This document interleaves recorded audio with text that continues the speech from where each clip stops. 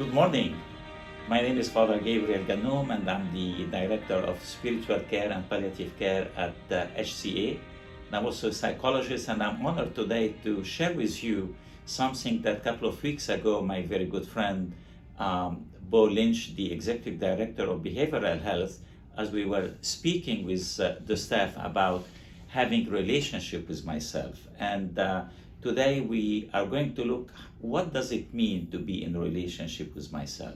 So during this time of COVID-19 really has been challenging time with the social distancing, with letting go of the thing that we used to love and we used to like, and really that causes sense of grief, sense of discomfort.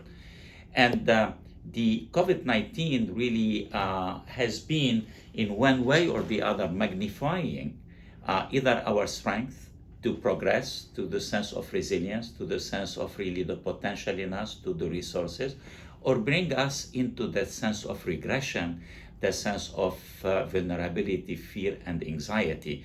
And once we go through that, in reality, we feel like, out of sort, out of ourselves. So what does it mean to be in relationship with myself? Can I be in relationship with myself? Definitely yes.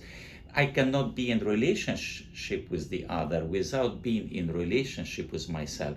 That means be with my vulnerabilities, be with my fears, be with my uncertainties. And boy, this time really has triggered in us so many emotions, so many feelings, that we feel that I'm no longer the same, feel overwhelmed, feel burned out, feel, kind of on the edge. So being in relationship with myself is to be able to go in, take time in versus the time out. The fact that being time in is that I want to go inside of myself and look what sort of things really have been triggering me. How can I be in the moment? How can I be present with myself, with my fear, with homeschooling, with being home working, whatever that is.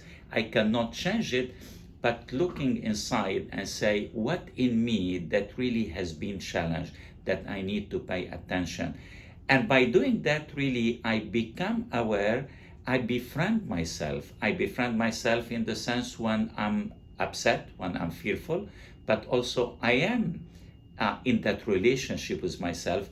What is the saying that said, a friend in need is a friend indeed?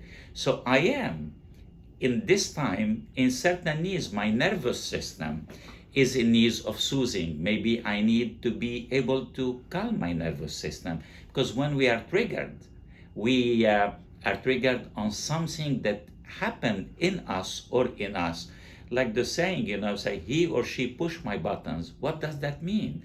It means that part in me that has been hurt and someone put salt on it. So when someone puts salt on my wounds, what is the first thing? It's like, it hurts. So I want to be able to look in and say how that hurt is really taking my nervous system, dysregulating me, making me out of sort, out of control.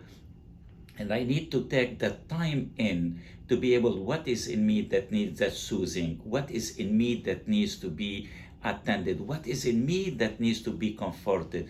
What is in me that I need to embrace, I need to face, more than being triggered all the time? And when we are triggered, my friends, what happens that our nervous system becomes dysregulated. And when we become dysregulated, what happens?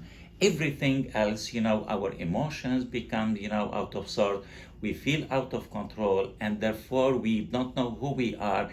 And we need to come back and say, what is that part in me that really get triggered? What are my fears? What are my worries? What are my concerns? But also that time of social distancing does not mean emotional distancing. It means that, I can be connected, with my good friend Bo, or someone else say, what, I need a soothing moment. I need to be able to express to you something triggered me, something dysregulated me. Socrates said something so beautiful: know thyself. And when we know ourselves, that means I know the part that are in me that I need really to pay attention, go deeper inside myself, to build that inner resources, to be able to look inside of me and look at the treasures. And most of the time, my friends, our treasures are inside of all of us, but has been clouded by what happened to us. And I want to look what is happening in me. And the word happiness comes from happening. And we have developed, my friend and myself, my colleague, Dr. Marie Deselik, with whom we write books, the happiness path, a choice for personal transformation, which in reality is the self, the choice, but the happiness. How can we achieve that? By really self-acceptance. I accept myself by doing two very important things: self-compassion versus self-criticism. Self-acceptance, that means I accept my strengths, but also accept the areas that I need to pay attention to.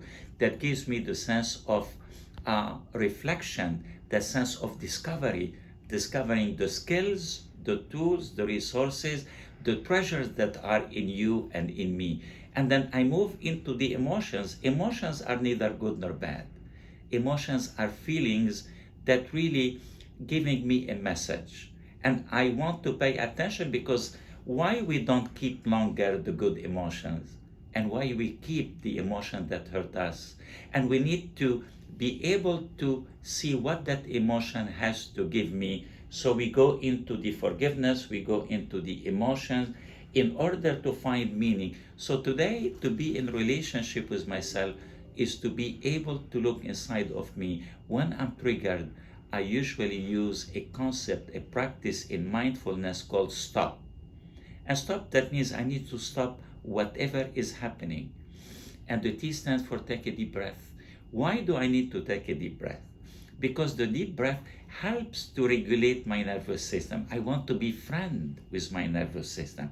When my nervous system is hot, therefore I'm dysregulated. When my nervous system is cool, therefore, I'm able to integrate my two parts, my emotional part as well as my decision part.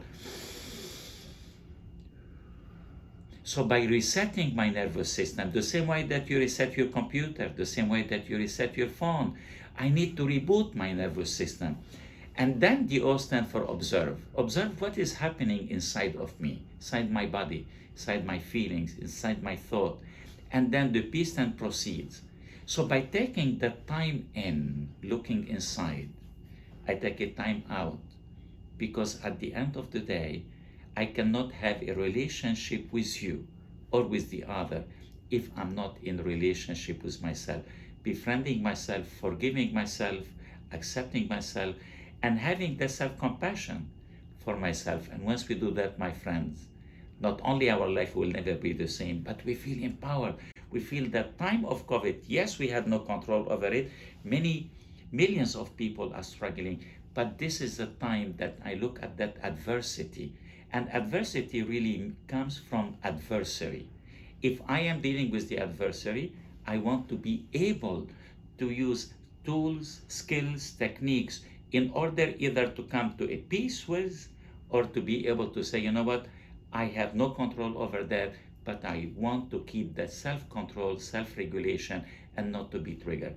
Wishing you a wonderful day, wishing you to be friend with yourself, because that's the only person that I really, at the end of the day, I need to check in with myself. And by doing that, my nervous system is constantly in need of that connection. Connection with myself, in order to be connection with you, in order to be connection with my surrounding, because that brings me to be present in the moment. And the only thing I can change is that precise moment. I cannot change what happened or what will happen. I have no control over them, but I can become an observer. So I invite you to take, at the end of the day, the time.